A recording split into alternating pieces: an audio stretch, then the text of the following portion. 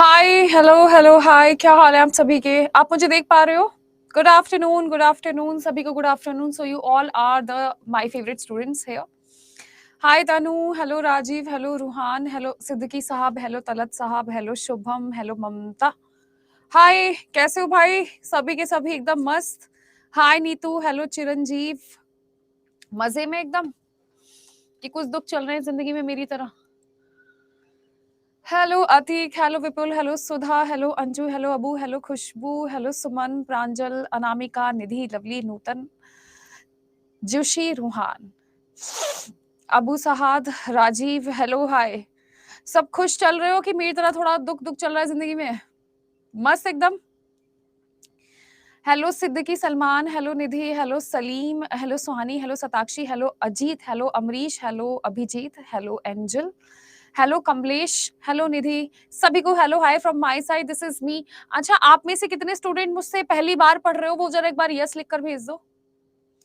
सारी चीजें करवाऊंगी शुभम, सबर कर लो बस मेरे दोस्त। आप में से कितने स्टूडेंट पहली बार मुझसे पढ़ रहे हैं वो एक बार यस मैम लिख कर भेजो। ओके, आप लोग सभी के सभी पहली बार पढ़ रहे हो मुझसे। First time, first time, first time, first time, first time, all right. मुझसे पहले आप कभी नहीं पढ़े हो। रूहान, तुम तो झूठ मत बोलो, 1 साल से हर बैच में तुम मुझसे पढ़ रहे हो। ओके, मुझसे पहले नहीं पढ़े हो आप, कोई बात नहीं, सीटेट में पढ़े थे। देखिए ममता, वीडियो में अभी फिलहाल स्पीकर की सुविधा हमने प्रदान नहीं करी है, बट हम कोशिश करेंगे। हाँ, ज्ञान सिंह, आपके कमेंट्स नजर आ रहे हैं। ठीक है, फर्स्ट टाइम पढ़ रहे हो आप लोग। चले, मैं कोशिश करूंगी कि आपकी उम्मीदों पे खरा उतरूं। यूट्यूब पे देखा है, ऑल राइट। आप में से अब मुझे वो स्टूडेंट्स एक बार बता दो कि आप में से हिंदी वाले कितने हैं और इंग्लिश वाले कितने हैं। कितने स्टूडेंट्स हिंदी लैंग्वेज समझते हैं? क्योंकि मेरे पास मेजर क्वेरी आई थी कि मैम हमें तो हिंदी में ही पढ़ना है, तो आज की कंप्लीट स्लाइड में हिंदी में ही लेकर आई हूँ, है ना। सारे हिंदी हिंदी हिंदी हिंदी हिंदी। जहां पर मेरे को लगेगा इंग्लिश में बताने के लिए मैं इंग्लिश में आपको जरूर बताऊंगी, लेकिन आज की जो आपकी स्लाइड है प्रॉपर क्या है आप लोगों की? हिंदी है। प्रॉपर कौन सी स्लाइड है आप लोगों की? हिंदी। ऑल राइट, तो इंग्लिश हिंदी, हिंदी इंग्लिश दोनों के स्टूडेंट्स हैं। हिंदी ज्यादा समझ आती है। देखिए, कंप्लीट इंग्लिश की क्लास तो ये नहीं रहने वाली है, दोनों लैंग्वेज ही पढ़ाऊंगी। मैं आपको छोटी छोटी चीजें बताकर चलूंगी कि आपको क्या लिखना है। More better but can be mix language. English English, Hindi Hindi, Hindi Hindi, English English, English Hindi. All right, you are comfortable in both language. ठीक है, तो अगर मैं मेजोरिटी देखूं तो 80% हिंदी का बच्चा है और 20% इंग्लिश का बच्चा है। कोई दिक्कत की बात नहीं है दोस्तों, मैं दोनों लैंग्वेज में पढ़ाऊंगी। चलिए जल्दी से स्टार्ट करते हैं। सबसे पहले मैं आप लोगों को आपके सेल के बारे में बताने वाली हूँ। सबसे पहले मैं आप लोगों को बताने वाली हूँ किस चीज के बारे में? आप लोगों के सेल के बारे में, यानी आप लोगों के कोशिका के बारे में। तो सजीव के शरीर की रचनात्मक और क्रियात्मक इकाई होती है आप लोगों की सेल। मैं जितना अंडरलाइन कर रही हूँ आपको सिर्फ उतना ही लिखना है। कहने का मतलब है कि हम जितने भी स्टूडेंट्स हैं, कुमारी पूजा आपके हिसाब से तो बिल्कुल सही बात है ये। मैं भी सीबीएसई आईसीएसई बोर्ड की पढ़ी हुई हूँ दोस्त, लेकिन हम जो बैच पढ़ रहे हैं वो हिंदी मीडियम बैच है ना। हाँ, पीडीएफ मिलेगा आपको। हम जो पढ़ रहे हैं वो हिंदी मीडियम बैच है, तो हम नहीं कर सकते इंग्लिश के साथ खिलवाड़। This class is for primary section only, PGT TGT की क्लास नहीं है। और आप में से जितने स्टूडेंट्स हैं जो आज मुझसे पहली बार जुड़ रहे हैं दोस्तों, आप मुझसे मेरे इंस्टाग्राम पे बात कर सकते हैं। इंस्टाग्राम आईडी रहेगी बायोलॉजी बाय काजल। रूहान, एक बार आईडी लिखकर भेज दीजिए। जितने स्टूडेंट्स हैं रूहान का कमेंट देख लीजिए, वो मुझे फॉलो कर सकते हैं और अपने सवाल पूछ सकते हैं। पीजीटी के लिए नहीं है ये क्लास, पीजीटी वाले मत पढ़िएगा, बिल्कुल भी मत पढ़िएगा। तो सबसे पहले मैं आप लोगों को इस शख्स से मिलवाना चाहती हूँ। कौन है ये आपके रॉबर्ट हुक साहब हैं। ये वही रॉबर्ट हुक हैं जिन्होंने सबसे पहले क्या देखा था? जिन्होंने सबसे पहले सेल को देखा था। जिन्होंने क्या देखा था? सबसे पहले सेल को देखा था। तो लिखा जाए तो सेल क्या होता है आप लोगों का? Structural and functional unit. तो अगर कभी कोई भी आपसे आपके सेल के बारे में बात करे, इंग्लिश वाले स्टूडेंट्स यहां से लिखिएगा, हिंदी वालों को सिर्फ उतना कॉपी करना है।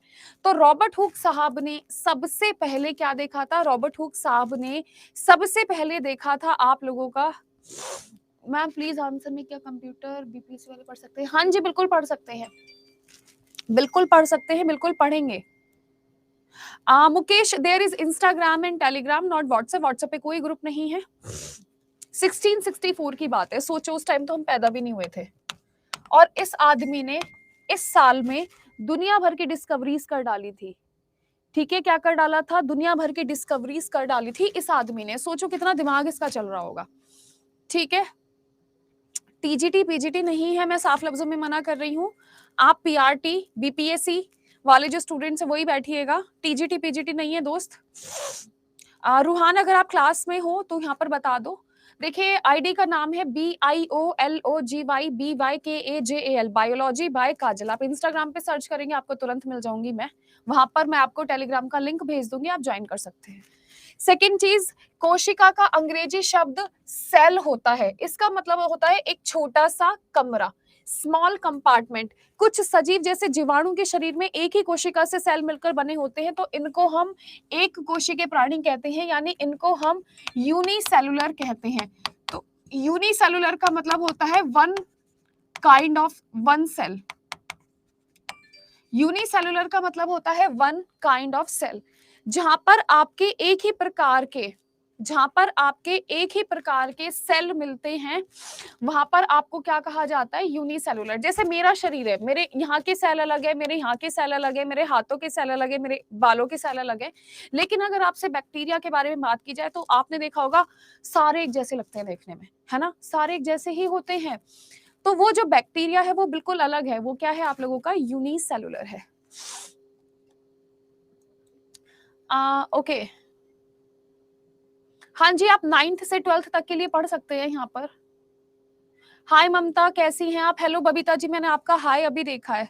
सीएस वाले भी पढ़ सकते हैं। ठीक है ठीक है ठीक है ठीक है। ऑप्शन में तो टीजीटी क्लास दिखा रहा है। टीजीटी का बेसिक यहाँ से पढ़ सकते हैं, जो जनरल पेपर है आप पढ़ सकते हैं, स्पेसिफिक मैं नहीं पढ़ाऊंगी, मेरा कहने का मतलब ये था। दोस्तों मैं स्पेसिफिकली नहीं पढ़ाऊंगी, जनरल पेपर के लिए आपको यही पढ़ना है। सॉरी, मैंने आपका कमेंट्स पता है ऐसे भाग रहे हैं एकदम हवा की तरह, तो मैं बराबर पढ़ नहीं पा रही हूँ। ममता पूछो पूछो पूछो, क्या पूछना है?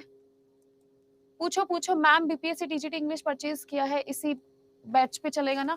हाँ जी विशाल, इसी बैच में चलेगा। आप जनरल यहाँ पर ही पढ़िएगा मुझसे, जनरल तो मैं ही पढ़ाऊंगी, स्पेसिफिकली मैं आपको नहीं पढ़ाऊंगी। ठीक है, स्पेसिफिकली के लिए तो आपको कोई और टीचर पढ़ाएंगे, तो जनरल पेपर मैं ही आपको पढ़ाऊंगी। पहली से 5वीं, छठी से 8वीं, 10वीं, जितने भी जनरल सब्जेक्ट्स हैं सारे मैं पढ़ाऊंगी यहाँ पर। General science, physics, chemistry, bio, pedagogy सब मैं ही पढ़ाऊंगी। अब थोड़ा सा क्लास पे ध्यान देख लेते हैं। विपुल जी पढ़ लीजिए, बिल्कुल पढ़ लीजिए। सेकंड, कुछ सजीव जैसे मनुष्य का शरीर अनेक कोशिकाओं से मिलकर बना होता है, इनको हम बहुकोशिका जीव कहते हैं। साथ ही में मैं आप लोगों को यहाँ पर दूसरी बात बता देना चाहती हूँ, जितने भी स्टूडेंट जनरल पेपर वाले हैं वो एक बात ध्यान रखेंगे, आपसे पूछा जाता है श्लेडिंग और स्वान ने कोशिका सिद्धांत दिया था। आप लोगों से पूछ लिया जाता है कि सेल थ्योरी आपकी किसने दी थी, तो आपको नाम याद होना चाहिए, स्वान ने और शिल्डन ने। तो शिल्डन और स्वान ने आपकी सेल थ्योरी दी थी, और इस थ्योरी के बारे में बताया था कि हम जितनी भी जिंदा चीजें होती हैं, जितनी भी सजीव वस्तु होती हैं, हम सभी के सभी एक ही प्रकार की कोशिका से मिलकर बने होते हैं, जिसका नाम होता है क्या? सेल। जिसका नाम क्या होता है आप लोगों का? सेल। मुकेश मैम, जो वन काइंड के सेल होते हैं वो एक ही सेल होता है। हाँ जी ममता, बिल्कुल सही। मुकेश, आपकी क्लास के बाद आपकी फाइल पर चिपका दिए जाएंगे। और देखिए मैं आपको यहाँ पर 2-3 बात बताना चाहती हूँ। कोई मुझे यहाँ पर मैसेज ना करे, पहले मेरी बात सुन लीजिए। अभी मैसेज मत करो, पहले मेरी बात सुन लो। सबसे पहले आपको क्या करना है, जितना भी मैंने यहाँ पर टिक करा है आपको अपनी कॉपी में लिखना है। मैं जितने भी बैचेस में पढ़ाया है मैंने आज तक, मेरा उसूल रहा है कि मैं बच्चों से क्लास में ही नोट्स बनवाती हूँ। तो अगर आज आपके पास नोट्स के लिए कॉपी नहीं है तो चलो आज तो आपको माफ कर दिया जाएगा, लेकिन कल से आपको कॉपियां लेकर आनी ही आनी पड़ेंगी। ठीक है, साथ ही में 80 से 90% स्टूडेंट्स का था कि मैम हमें नोट्स पीपीटी और पीडीएफ फॉर्म में चाहिए, हम लिखेंगे भी और हमको पढ़ने के लिए भी नोट्स चाहिए। तो क्लास में मैं जितना लिखवाऊंगी वो तो आपको हाथ से लिखना है, और ये पूरी फाइल आपको मिल जाएगी। ठीक है, हाँ रूहान, तो आप जितने भी स्टूडेंट्स हैं क्लास में अभी अवेलेबल, जितना भी मैं आपको बोल रही हूँ लिखने के लिए आप फटाफट से लिख लीजिए। ठीक है, इंग्लिश वाले सिर्फ इतना लिखेंगे और हिंदी वाले इतना लिखेंगे। ठीक है, हाँ बायलिंगुअल होंगे, बायलिंगुअल होंगे। दोनों लैंग्वेज में नोट्स मिलेंगे आज, क्योंकि मुझे ये था कि सिर्फ हिंदी में पढ़ोगे आप लोग, तो हिंदी में। नंबर्स इंग्लिश में लिख दूं? ये लिखा है डेयर मैंने 1664 रॉबर्ट हुक, इन्होंने किस चीज की डिस्कवरी करी थी? आपके सेल की डिस्कवरी करी थी। ठीक है, मैं इंग्लिश साथों साथ लिख दूंगी आज, तो इंग्लिश वाले स्टूडेंट्स केवल इंग्लिश लिख लेंगे, और हिंदी वाले स्टूडेंट्स ये हिंदी का जितना मैटर है फटाफट से कॉपी में लिख लीजिए। हाँ, मुझे भी लग रहा है थोड़ी देर के लिए मैं कमेंट ऑफ कर देती हूँ, क्योंकि आप बहुत सारे कमेंट्स आ रहे हैं तो बच्चों को डिस्टरबेंस हो रहा होगा। अभी प्लीज कमेंट मत करिए, जिसका कोई सवाल जवाब होगा तो ही कमेंट करिएगा। वकार यासिन, आपकी जो पीजीटी के लिए क्लास है वो अमित सर पढ़ाते हैं, ठीक है, और मैं अमित सर से कंफर्म कर दूंगी कि टाइम क्या है क्लास का। ठीक है जी। विकास कुमार गुप्ता, मुझे सारी क्लास के हिसाब से पढ़ाना है, ठीक है। विकास कुमार, मेरे ख्याल से तो फालतू आपको बिल्कुल नहीं बोलना चाहिए, क्योंकि अगर क्लास में किसी बच्चे को कोई परेशानी है तो मुझे समस्या का समाधान करना पड़ेगा। आप थोड़ा तरीका और लहजा सीखिए टीचर से कैसे बात करनी होती है। चलिए जरा देख लीजिए फटाफट से, और जब आप लोग लिख लोगे एक बार दिल भेज दीजिएगा।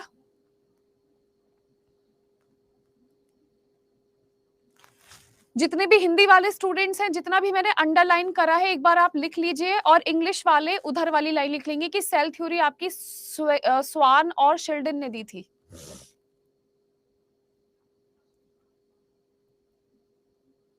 ठीक है, एग्जैक्टली। अगर आप लोग लिख लेंगे तो एक बार मुझे दिल भेज देना।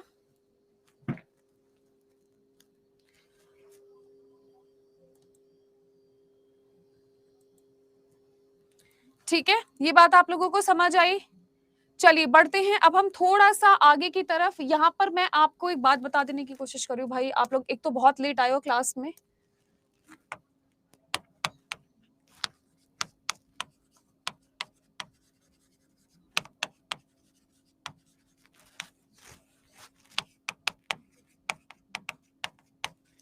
अब प्लीज कोई भी मुझसे इस चीज के बारे में बात नहीं करेगा कि किस चीज की क्लास है किस चीज की क्लास नहीं है। मैं आपके कमेंट ऑफ कर रही हूँ, क्योंकि बहुत देर से आप लोग यार एक ही चीज पूछे जा रहे हो, मैं बहुत देर से बताए जा रही हूँ।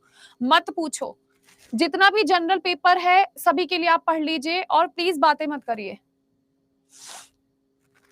वीरेंद्र भाई मुझे पढ़ाने तो दो, आज पहली क्लास है, मैं बाकी बच्चों का जवाब ना दूं क्या? मुझे प्लीज बताने तो दीजिए बाकी बच्चों के लिए। अब मैं आऊं क्लास में बिल्कुल पढ़ाना स्टार्ट कर दूं, किसी बच्चे की समस्या का समाधान न करूं, एक दो दिन ऐसा क्लास में चलता है। प्लीज फालतू कमेंट मत करिए, मना कर रही हूं ना मैं आपको। मैं आते ही तुरंत पढ़ाना थोड़ी स्टार्ट कर दूं, बाकी जो बच्चे उनका जवाब तो देने दीजिए। अब आप लोग यहाँ पर एक चीज समझिए कि जो आपके सेल थे वो दो प्रकार के होते थे। जो आपके सेल थे वो दो प्रकार के होते थे। सबसे पहला था आप लोगों का प्रोकैरियोटिक, और दूसरा था आप लोगों का यूकैरियोटिक। तो सबसे पहले अगर मैं आप लोगों से बात करूं किस चीज के बारे में, प्रोकैरियोटिक के बारे में और यूकैरियोटिक के बारे में, तो सबसे पहले आपके पास एक चीज होती थी जिसको हम केंद्रक के नाम से जानते थे। जिसको हम किसके नाम से जानते थे? न्यूक्लियस के नाम से जानते थे। अगर न्यूक्लियस प्रेजेंट है, अगर न्यूक्लियस प्रेजेंट है तो उसको हमने यूकैरियोटिक बोला है। उसको हमने क्या बोला है? यूकैरियोटी बोला है। और अगर आपका न्यूक्लियस एब्सेंट है तो हमने क्या बोला है? उसको प्रोकैरियोटिक बोला है। तो बहुत सारे सेल ऐसे थे जिनके पास न्यूक्लियस था ही नहीं, और जिनके पास न्यूक्लियस नहीं था उनको हमने प्रोकैरियोटिक का दर्जा दिया है, और जिनके पास न्यूक्लियस था उनको हमने यूकैरियोटिक का दर्जा दिया था। तो कोशिकाएं आपकी दो प्रकार की होती है, एक होती है प्रोकैरियोटिक और एक होती है आप लोगों की यूकैरियोटिक। ठीक है, स्पेलिंग में यहाँ पे लिख चुकी हूँ, प्रोकैरियोटिक और यूकैरियोटिक। हमने हमारे न्यूक्लियस के आधार पर सेल को दो टुकड़ों में बांटा था। पहला था आप लोगों का केंद्रक है, अगर केंद्रक है तो यूकैरियोट माना जाएगा, अगर केंद्रक नहीं है तो प्रोकैरियोट माना जाएगा। मैं साइड हट रही हूँ, फटाफट से कॉपी करके मुझे बस आप ऐसे लिखकर भेजेंगे, मैं समझ जाऊंगी। जल्दी से कॉपी करिए इसको सारे को।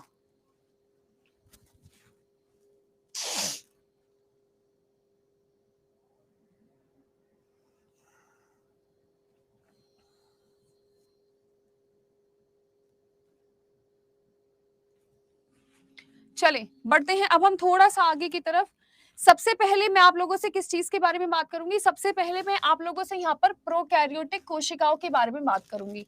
प्रोकैरियोटिक कोशिका की अगर मैं आपसे बात करूं तो इनमें कुछ भी नहीं होता, ये अपने सारे फंक्शंस खुद परफॉर्म करके चलती हैं। दूसरी सबसे बड़ी बात, यूकैरियोटिक कोशिकाएं बहुकोशिकीय प्राणियों में पाई जाती हैं। आपको सबसे पहला पॉइंट तो यही याद करना है कि eukaryotes are multicellular. Eukaryotic are multicellular, इनके अंदर बहुत सारे सेल होते हैं। जैसे यूकैरियोटिक के एग्जांपल मैं हूं आपके सामने, तो मेरे अंदर लाखों करोड़ों सेल पाए जाते हैं, वही भाई बताने की कोशिश कर रहा है। दूसरी सबसे बड़ी बात, आपको ये चीज पता है, ये चीज मैं आपको पीछे लिखवा चुकी हूं कि प्रोकैरियोटिक कोशिका में किसी भी प्रकार का कोई भी केंद्रक नहीं पाया जाता। आपको तीसरा इसका उदाहरण याद रखना है, जीवाणु और नील हरित शैवाल, इनका उदाहरण है किस चीज का? प्रोकैरियोटिक का। चौथी सबसे बड़ी बात है कि यूकैरियोटिक में एक संगठित केंद्रक पाया जाता है। अभी हमने डायग्राम से पढ़ाने की कोशिश करी थी। अमीबा भी आप लोगों का प्रोकैरियोट में आता है। अमीबा भी किस चीज में आता है? आप लोगों का प्रोकैरियोट में आता है। दूसरी सबसे बड़ी बात है कि यूकैरियोट हैज न्यूक्लियस। यूकैरियोट के पास न्यूक्लियस होता है लेकिन प्रोकैरियोट के पास नहीं होता। अभी आपने डायग्राम बनाया था दोस्तों।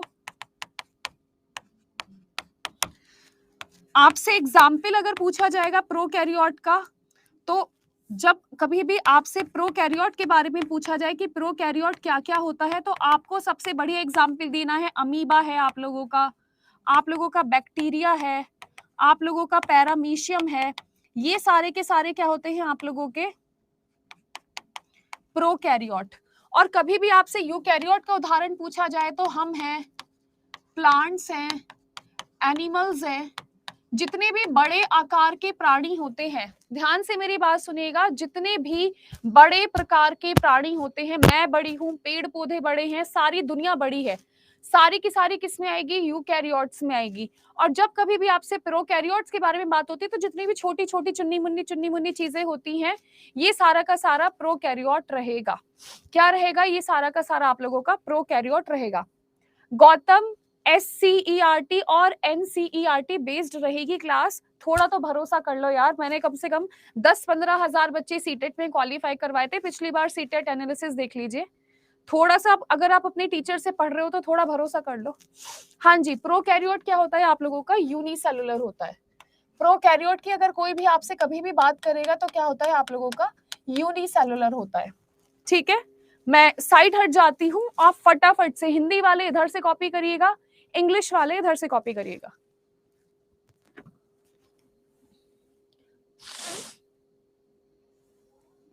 अगर आपको मुझसे बात करनी होगी तो आप इंस्टाग्राम पे मुझे मैसेजेस कर सकते हैं।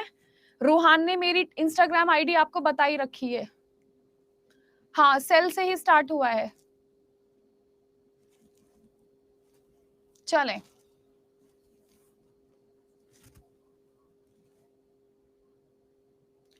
लैपटॉप में क्लास कैसे ओपन होगी वो तो आपको देखना पड़ेगा दोस्त, लैपटॉप का तो मुझे आइडिया नहीं है।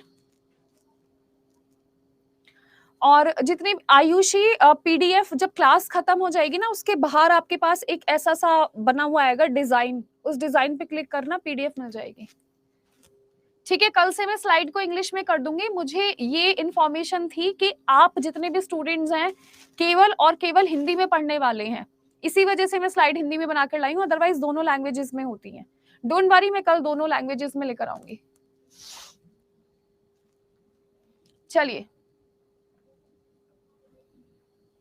दोनों लैंग्वेज में ले आऊंगी, मुझे पता नहीं था इस चीज का, अदरवाइज मैं ले आती। अब बढ़ते हैं हम थोड़ा सा आगे की तरफ। अब जितने भी इंग्लिश वाले स्टूडेंट्स हैं, इंग्लिश वाले स्टूडेंट्स, जो मैंने अभी हिंदी में किस्सा लिखवाया था, इंग्लिश में ये किस्सा है। अगर आप लोगों से बोला जाता है डीएनए के बारे में कि डीएनए प्रोकैरियोट्स में होता है कि नहीं होता है, तो आपको पता होना चाहिए कि हाँ होता है। यूकैरियोट्स में प्रोटीन से बना हुआ होता है, प्रोकैरियोट्स में ये गोल गोल होता है और यूकैरियोट्स में ये सीधा होता है। ठीक है। ऑर्गेनली की बात करें तो यहाँ पर किसी भी प्रकार का कोई भी केंद्रक यानी न्यूक्लियस नहीं पाया जाता, कोई भी मेम्ब्रेन बाउंड ऑर्गेनली नहीं पाई जाती, कोई भी राइबोसोम नहीं पाया जाता। तो ये जितनी चीजें मैंने अभी तक हिंदी में बताई थी, इंग्लिश वाले स्टूडेंट्स के लिए मैं चार्ट बनाकर लाई थी। आपको ये चार्ट कॉपी में बनाने की जरूरत नहीं है, क्योंकि ये पीडीएफ मैं आपको प्रोवाइड करवाऊंगी, आप वहीं से पढ़ लेना। ठीक है जी, आप वहीं से पढ़ लेना। मैं दोनों लैंग्वेज में लेकर आऊंगी कल, तो आज परेशान मत होइए, कल तक का इंतजार कर लीजिए। मैं सब बताऊंगी। ममता रुक जाओ, हाँ रिकॉर्डेड भी मिलेगी। चलिए, सबसे पहली बात अगर मैं आप लोगों से प्रोकैरियोटिक की करूं,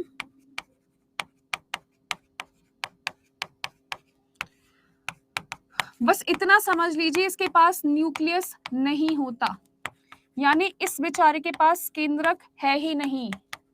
और अगर कोई यूकैरियोट के बारे में पूछ ले तो इसके पास न्यूक्लियस है। बस इन दोनों में खास अंतर यही होता है। प्रोकैरियोटिक सेल अपने शरीर के सारे काम खुद करता है, सारे काम खुद करेगा, और यूकैरियोटिक थोड़ा सा कामचोर होता है, ये काम बांट देता है। जैसे मेरे दिल का काम मेरा दिल ही करेगा, मेरे फेफड़ों का काम मेरे फेफड़े ही करेंगे, ठीक है, मेरे दिमाग का काम मेरा दिमाग ही करेगा। तो यूकैरियोट्स में क्या होता है, चीजें बट जाती हैं। क्या हो जाती हैं आप लोगों की, चीजें बट जाती हैं। न्यूक्लियस का मतलब होता है कि हमारे शरीर में एक केंद्र होता है जो हमारे शरीर को कंट्रोल करता है। जैसे क्लास में क्लास टीचर होती है, जब आपकी क्लास टीचर आती थी 9th-10th में याद करो, तो आप लोग डर जाते थे कि कहीं मैम पिटाई ना कर दे।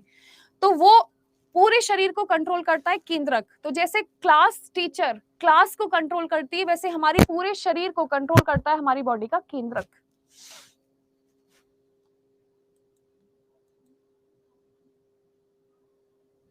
ठीक है, ये बात आप लोग ध्यान रखना। चंदन 70 का मतलब होता है वजन, 70s का मतलब होता है 70s वजन है। जैसे मैं तो बहुत भारी हूं, मेरा वजन तो आप किलो में लगाओगे ना, 70 किलो की मैडम है। लेकिन जो छोटे छोटे हमारे ये जीव होते हैं, हम इनका वजन तो किलो में नहीं नाप सकते, हम इनका वजन एस में नापते हैं। ठीक है, किस चीज में नापते हैं, हम इसका वजन एस में नापते हैं। अब समझ आया चंदन जी? संजू कुमारी, मेरे ख्याल से मैं हिंदी का बराबर इस्तेमाल कर रही हूँ, पर जो बच्चे इंग्लिश वाले हैं उनको भगा थोड़ी दिया जाए क्लास से, है ना, उनको क्लास से नहीं भगा सकते। एस की फुल फॉर्म होती है सिडबर्ग यूनिट।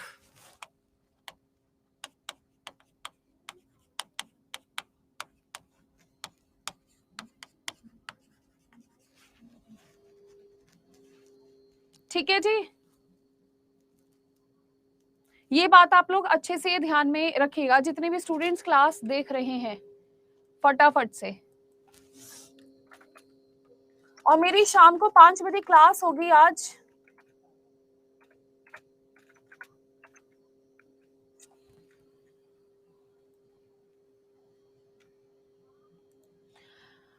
चंदन sorry Abhijeet, amoeba unicellular eukaryote होता है, ये अलग कैटेगरी होती है। मैं यहाँ पर लिख देती हूँ आपके लिए, it is unicellular.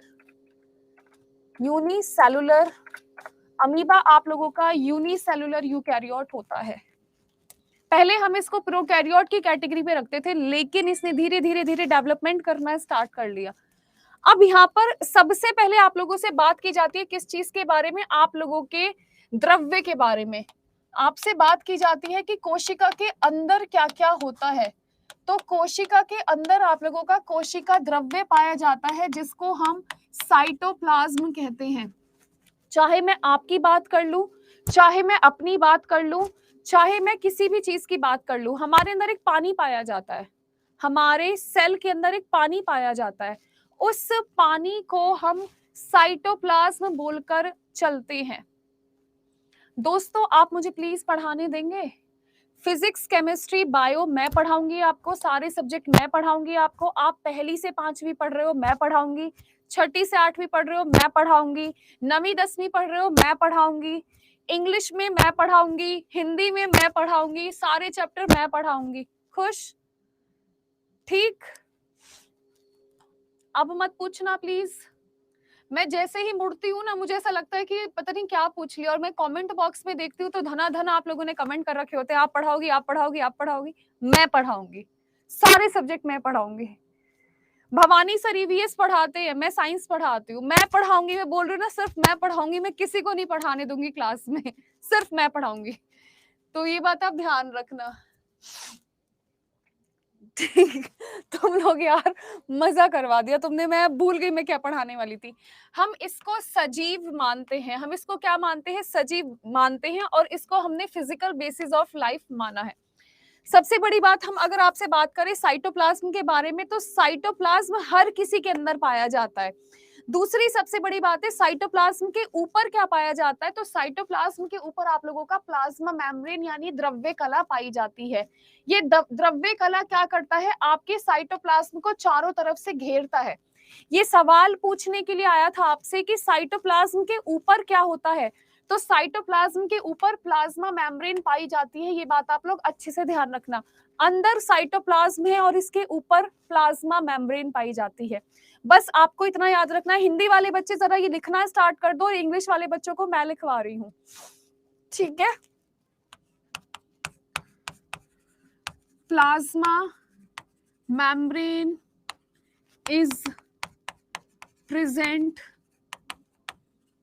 Outside cytoplasm, ठीक है, and called as physical basis of life।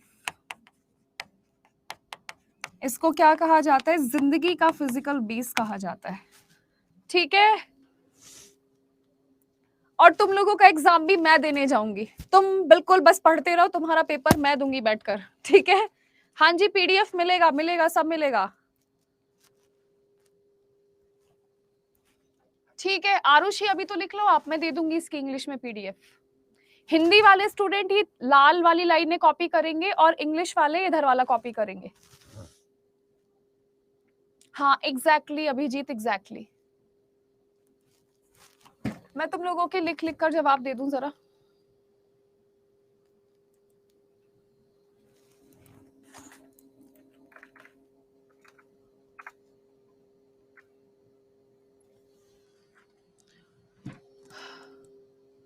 सारे सब्जेक्ट की पीडीएफ मैं आपको कैसे दे सकती हूँ भाई, मैं तो सिर्फ साइंस पढ़ाती हूँ ना। गौतम आपको क्या पढ़ना है, साइटोप्लाज्म हम सभी के अंदर पाया जाता है, ये तरल द्रव्य होता है, ये क्या होता है, एक लिक्विड होता है, इसके चारों तरफ प्लाज्मा मेम्ब्रेन पाई जाती है। क्योंकि ये सभी के अंदर उपस्थित होता है, इसी वजह से इसको फिजिकल बेसिस ऑफ लाइफ बोला गया है। हर जो जिंदा आदमी है, मैं हूं, आप हो, पेड़ पौधे हो, सबके अंदर पाया जाएगा। ज्योति मैं जितना लिखवा रही हूँ उतना काफी है, पीडीएफ में तो मैं एक्स्ट्रा लेकर आई हूं, क्योंकि मुझे ऐसा लगता है कि आपको थोड़ी ज्यादा नॉलेज होनी चाहिए। चंदन, ये कंप्यूटर साइंस, गौतम भाई मैंने अभी तो बताया, ये हमारे को कंट्रोल करता है। मैम पूरा दिख नहीं रहा है, स्वाति देख लो जरा, अब दिख रहा होगा आपको पूरा। अब कोई मुझसे बातें मत करो यार।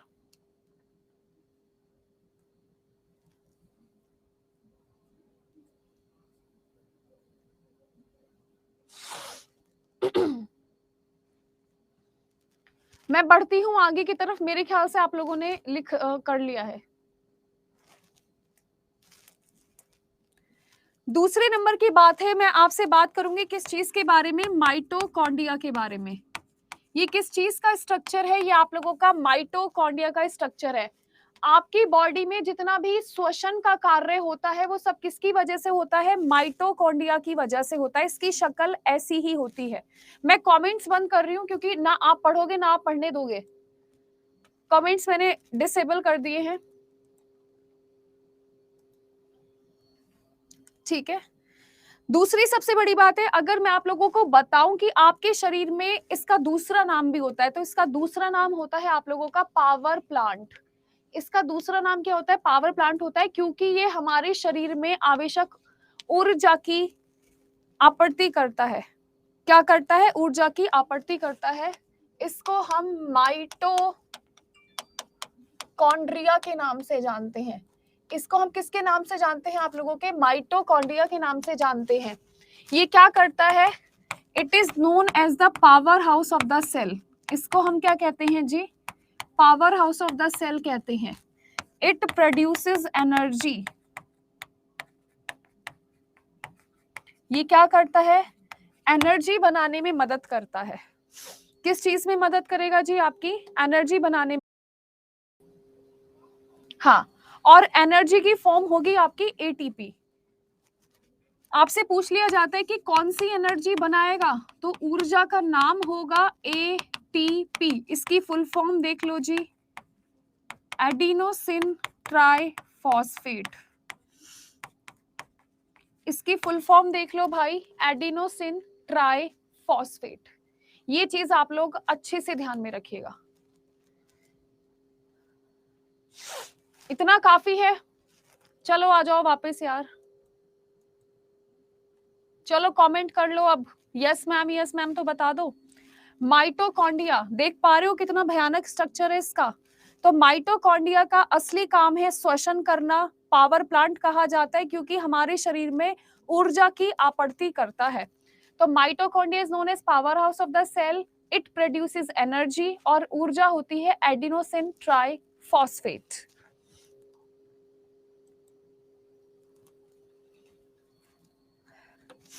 अरे आज पहली क्लास है, आज आपको थोड़ा सा अजीब अजीब सा लगेगा, ठीक है? 2-3 दिन बाद आप लोग बिल्कुल मेरे जैसे हो जाओगे। ज्ञान जी थैंक यू सो मच बार बार बताने के लिए। मैं अपलोड करूंगी, मैं कह रही हूँ ना, मैं अपलोड करूंगी। अब देखो इधर, मैं बढ़ूं आगे की तरफ, एक बार ऐसे कर दो।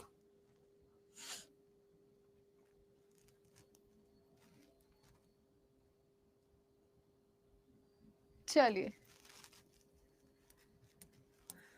नेक्स्ट मैं आपसे बात करूंगी किस चीज के बारे में? हमारे राइबोसोम के बारे में। राइबोसोम बड़ी कैडी चीज होती है। कैडी चीज कैसे भैया? ये आपके प्रोकैरियोटी में भी पाई जाएगी और ये आपके यूकैरियोटी में भी पाई जाएगी। ये आपके यूकैरियोट में भी होता है और आपके प्रोकैरियोट में भी होता है। अभी इसके बारे में मैं आपको बात बताऊंगी, आपको बहुत हंसी आएगी सुनकर। ये क्या करता है? ये प्रोटीन बनाता है। इसकी दोस्ती दोनों से होती है, इससे भी होती है और उससे भी होती है। तो राइबोसोम क्या करता है मेरे प्यारे साथियों? इनकी संरचना 50% प्रोटीन तथा 50% आरएनए द्वारा होती है। ये विशेषकर अंतर्द्रव्य जलिकाओं के ऊपर पाए जाते हैं और इनका मुख्य कार्य है प्रोटीन का संश्लेषण करना। इसी वजह से हमने इनको प्रोटीन फैक्ट्री कहा है। इसी वजह से हम इसको प्रोटीन फैक्ट्री कहते हैं। तो ribosome found on ER and produces protein. इसी वजह से राइबोसोम को हमने प्रोटीन फैक्ट्री बोला है। क्या बोला है हमने? इसको प्रोटीन फैक्ट्री बोला है। ये सवाल आपका पता नहीं कितनी बार पूछने के लिए आया कि भैया प्रोटीन फैक्ट्री क्या होता है, हमें तो बता दो, हमें तो पता ही नहीं है इस चीज का। पर आपको तो पता है ना। गौतम मेरे दोस्त, मेरी बेस्ट फ्रेंड, रुक जा यार, अभी बता रही हूँ, पहले एक टॉपिक पढ़ लो। ER का मतलब होता है एंडोप्लाज्मिक रेटिकुलम।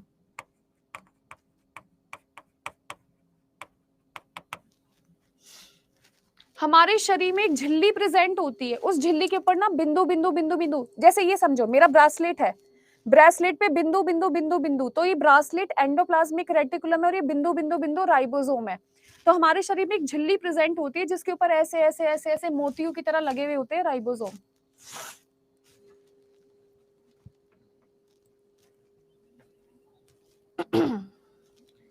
जब आप फटाफट से लिख लीजिए और फिर मुझे बता दीजिए कि यस मैम लिख लिया है।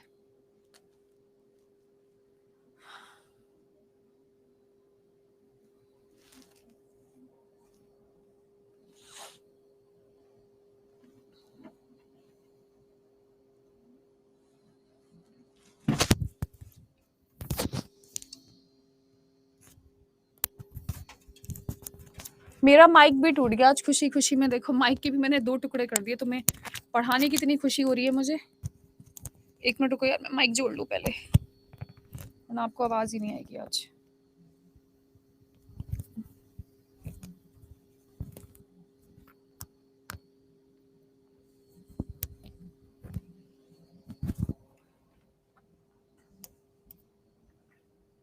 देखो आप मुझसे बोल रहे थे ना कि मैम एंडोप्लाज्मिक रेटिकुलम क्या होता है, ये होता है। तो ये एक झिल्ली है, एक लेयर है, इसके चारों तरफ ऐसे जुड़े हुए होते हैं, इसके चारों तरफ ऐसे जुड़े हुए होते हैं आपके राइबोसोम। देख रहे हो ना आप, राइबोसोम अंडे की तरह रखे हुए हैं, ये बात ध्यान रखिएगा।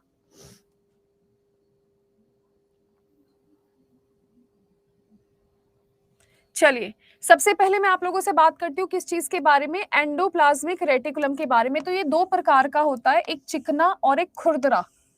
ठीक है, खुरदरी जगह पर आप लोगों का राइबोसोम पाया जाता है। इसका काम केवल और केवल प्रोटीन संश्लेषण करवाना होता है। इसका काम सिर्फ और सिर्फ प्रोटीन संश्लेषण। ठीक है, इसका काम क्या होता है?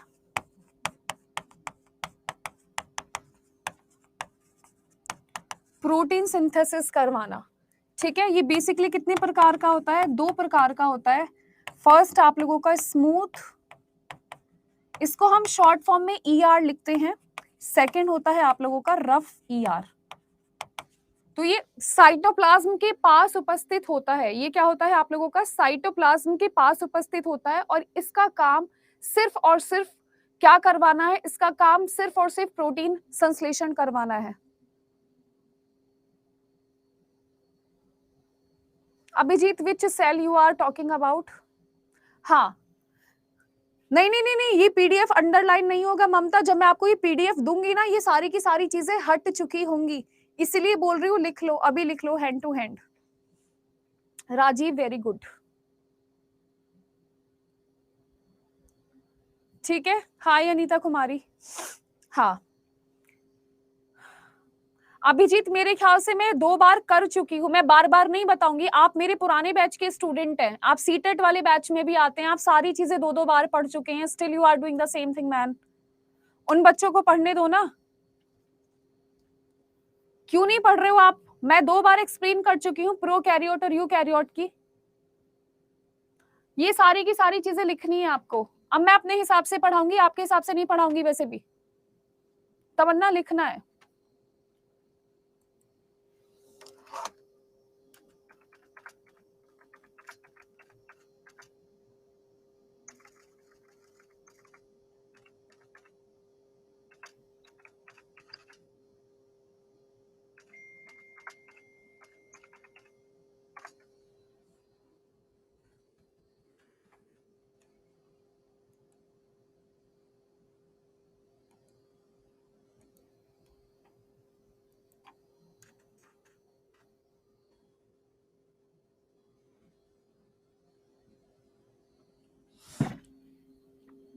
ज्ञान सिंह, राइबोसोम हमारे शरीर के अंदर प्रोटीन बनाता है, लेकिन राइबोसोम को भी तो कोई बनाएगा ना। तो जो राइबोसोम को बनाता है वो स्मूथ एंडोप्लाज्मिक और रफ एंडोप्लाज्मिक रेटिकुलम का जो पापा है, जिसको हम एंडोप्लाज्मिक रेटिकुलम कहते हैं, वो बनाता है।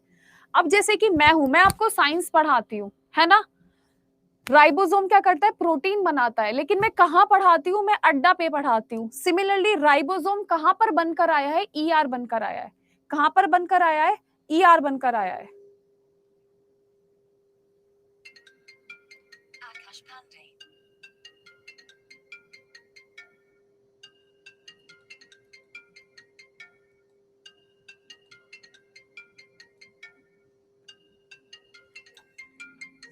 ये बात आप लोग अच्छे से ध्यान में रखिएगा। तमन्ना, क्या समझ नहीं आ रहा है आपको? आप लोग क्लास में ध्यान क्यों नहीं दे रहे हो? मुझे ये नहीं समझ आ रहा है आप लोगों का। तमन्ना ध्यान से सुनो, एक लेयर है, थोड़ा सा ध्यान। भाई BPSC ऐसी हालत में तो क्लियर नहीं होगा जैसे आप लोग कर रहे हो। ये एक लेयर है, इस लेयर का नाम एंडोप्लाज्मिक रेटिकुलम है। ER से समझ पाओगी? इस लेयर के ऊपर ऐसे दाने दाने दाने दाने में राइबोसोम उपस्थित होता है। क्या उपस्थित होता है आप लोगों का? राइबोसोम उपस्थित होता है। अब ये राइबोसोम क्या करता है, प्रोटीन बनाता है, ठीक है। तो एंडोप्लाज्मिक रेटिकुलम राइबोसोम को बनाएगा, राइबोसोम प्रोटीन बनाएगा। अब आया समझ में, ठीक है। मैं अब से क्लास में कमेंट ही ऑन नहीं करूंगी, जिसे पढ़ना है एक बार पढ़ो, जिसे नहीं पढ़ना है बिल्कुल मत पढ़ो। मैं तुम्हारी वजह से बाकी बच्चों का नुकसान नहीं कर सकती, ध्यान पता नहीं कहाँ है, क्लास में नहीं है। उसके बाद हमारे शरीर में एक चीज प्रेजेंट होती है जिसे हम गोल्जी बॉडी कहते हैं, जिसे हम क्या कहते हैं, गोल्जी बॉडी। ये क्या करता है, इसे हमारे शरीर का ट्रैफिक पुलिस कहा जाता है। इसे हमारे शरीर का क्या कहा जाता है, ट्रैफिक पुलिस कहा जाता है। इसका काम है चीजों को स्टोर करना। इसका काम है हमारे शरीर में जितने भी प्रोटीन बन रहे हैं, वसा बन रही है, एंजाइम बन रही है, इनका स्टोरेज करना। तो अगर आप लोगों से बोलेगा कि आपकी बॉडी का स्टोर हाउस कौन है, तो हमारी बॉडी का जो स्टोर हाउस है उसे हमने गोल्जी बोला है।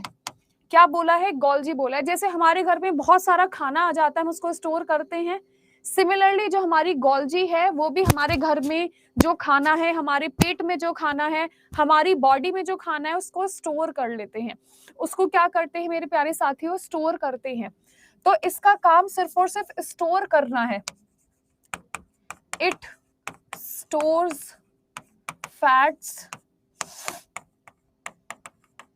प्रोटीन एंड एंजाइम्स, है ना। ये चीज आप लोग अच्छे से ध्यान में रखिएगा। इसका काम सिर्फ और सिर्फ हमारे शरीर में चीजों को स्टोर करना है। हमारी बॉडी का स्टोर हाउस कहलाता है केवल। जब आप लिख लो मुझे यस मैम कर देना।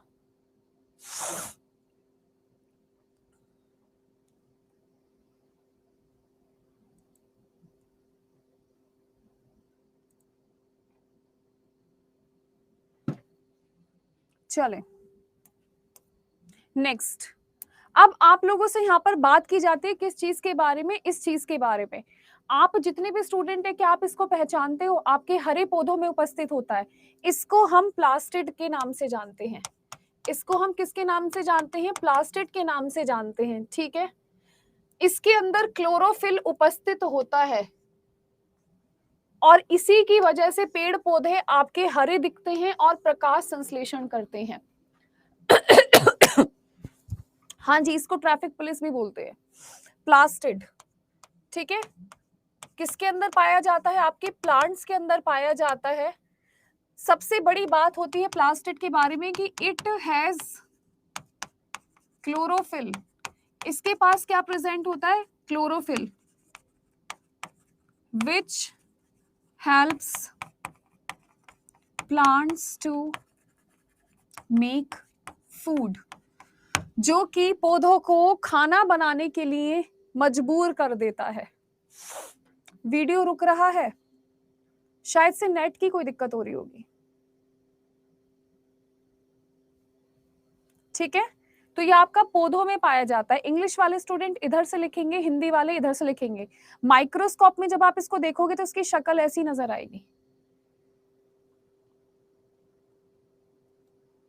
अजीत मैथ, बड़े सारे बच्चों का कहना है कि मैम थोड़ा जल्दी पढ़ाइए। मेरी नॉर्मल स्पीड यही है, आपको इतनी ही स्पीड में पढ़ना पड़ेगा दोस्त, क्योंकि सिलेबस इतना सारा है और टाइम आपके पास इतना सा है ना। तो मैं कोशिश कर रही हूँ स्पीड के साथ साथ सिलेबस पढ़ाने की, ठीक है। अगर आप लोग कहोगे तो मैं धीरे धीरे पढ़ाऊंगी, लेकिन अगर मैं धीरे पढ़ाऊंगी तो बाकी बच्चे बोलेंगे कि तेज पढ़ाओ, तो ये धीरे तेज नहीं हो पाएगा, स्पीड यही रहेगी। और मेरे ख्याल से स्पीड इतनी काफी है। बीपीएससी देने जा रहे हो यार, 5वीं 6ठी क्लास का पेपर नहीं है।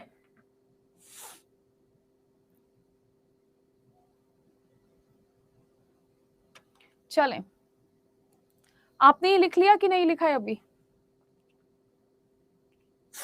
अरे मैं स्पीड नहीं कम करूंगी, कहने दो उनको, 1-2 बच्चों की वजह से मैं स्पीड नहीं कम करती अपनी। तो जितने भी स्टूडेंट्स हैं,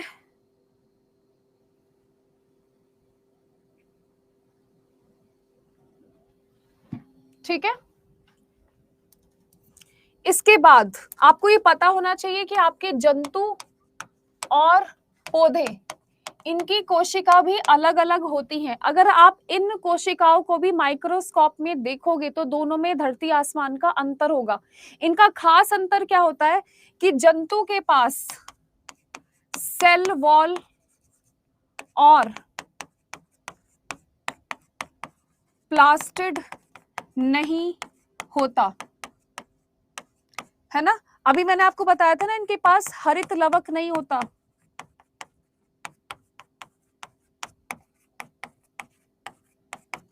अगर प्लांट्स, जंतु के पास हरित लवक होता, जैसे प्लांट्स के पास होता है, तो हमारा कलर भी ग्रीन होता।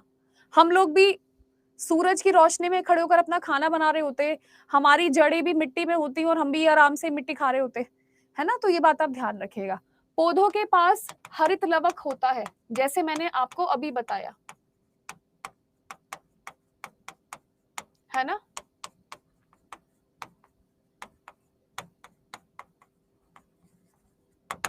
क्या होता है, इनके पास हरित लवक होता है। बस ये बड़ा अंतर आप लोग याद रख लीजिएगा।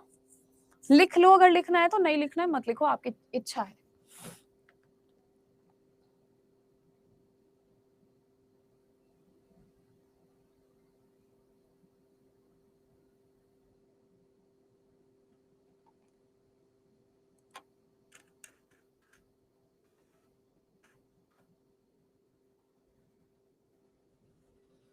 चले, मैंने वही बोला, 1-2 दिन थोड़ा मुश्किल पड़ेगा आपको, उसके बाद सब समझ आएगा।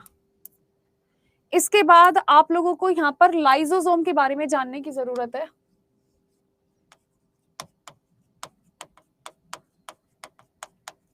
इसे हम हमारे शरीर की आत्महत्या की थैली कहते हैं।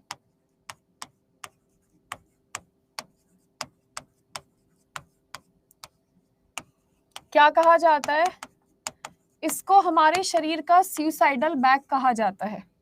आपसे अक्सर पूछ लिया जाता है कि हमारे शरीर की आत्महत्या की थैली हम किसे कहते हैं।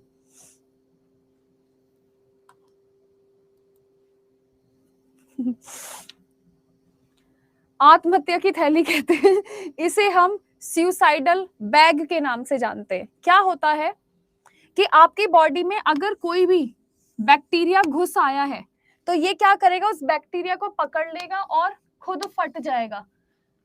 क्या हो जाएगा? खुद फट जाएगा। जैसे पुरानी पिक्चरों में आपने हीरो देखे होंगे ना, कि एक बिल्डिंग में बम है, आपको सारी जनता को बाहर निकालकर बम खुद पहन लेना है, खुद फट जाना है, तो आपने जनता की मदद करी है, जनता को सेव करा है ना। पुरानी पिक्चर धर्मेंद्र वगैरह के जमाने की या जितेंद्र के जमाने की, है ना। आपने देखा होगा कि एक बिल्डिंग में बम है, गुंडों ने पकड़ रखा है, और आपको क्या करना है, आप अपनी जान पर खेल जाओगे लेकिन जनता को बचा लोगे। इसी वजह से, क्योंकि जब कभी भी आपके शरीर के अंदर कोई भी बाहर से पार्टिकल आएगा तो इस पार्टिकल को धर दबोचेगा और खत्म कर देगा, और उस बाहर वाले इंसान को खत्म करने के चलते ये खुद भी खत्म हो जाता है बेचारा। इसीलिए इसको सुसाइडल बैग कहते हैं। बस आपको इतना करना है, चैप्टर हैज बीन ओवर। पर आज आप लोगों ने छक्कर परेशान करा है मुझे, जो बात है, आज आपने दिल से दुखी करा है मुझे। इतना परेशान भाई, इतना परेशान, इतने लेवल पे परेशान करोगे तुम अपनी मैम को, है? कल से परेशान मत करना। ज्ञान सिंह, इसका एक ही रीजन है, जब कभी भी बाहर से कोई चीज आपके शरीर के अंदर आती है तो ये फट जाता है। All right guys, so thank you so much, have a nice day. कल से आप मुझे परेशान नहीं करोगे, आप वादा करो पहले, मैं ऐसे नहीं जाऊंगी। पहले आप लोग प्रॉमिस करो कि आप मुझे बिल्कुल परेशान नहीं करेंगे कल से। प्रदीप कुमार, कमेंट देने पड़ते हैं यहाँ पर, अदरवाइज ये बच्चे ईमेल करेंगे मुझे, फिर ईमेल पे जवाब देने पड़ेंगे। तो ईमेल पे जवाब देने से अच्छा मैं यहीं पर जवाब देकर निपटा देती हूँ उन लोगों को यहीं पर। So thank you so much, bye bye, love you all. अपना प्लीज खास ख्याल रखिएगा। शाम को 5 बजे मेरे साथ जुड़ जाइएगा यूट्यूब पर। साथ ही में मेरी इंस्टाग्राम आईडी आपको पता चल गई है, बायोलॉजी बाय काजल। आप सीधा सीधा बायोलॉजी बाय काजल सर्च करिएगा, मैं आपको मिल जाऊंगी इंस्टाग्राम पे। आप मुझसे कोई भी सवाल कर सकते हैं क्लास रिलेटेड। साथ ही में अभी जब मैं क्लास एंड करूंगी, आपके पास 3 ऑप्शंस आएंगे क्लास को रेट करने के, तो प्लीज क्लास को रेट जरूर करिएगा। मेरी रिक्वेस्ट है आप लोगों से, आप क्लास रेट जरूर करिएगा दोस्तों। क्लास रेट करने से ये फायदा होगा कि मैं समझ पाऊंगी कि आप मुझे कितना पसंद कर रहे हैं। तो अभी मैं क्लास बंद करूंगी, आपके पास 3 ऑप्शन होंगे क्लास को रेट करने के, क्लास रेट करना मत भूलिएगा। Thank you so much, have a nice day, bye bye, take care. Class rate कर दीजिए।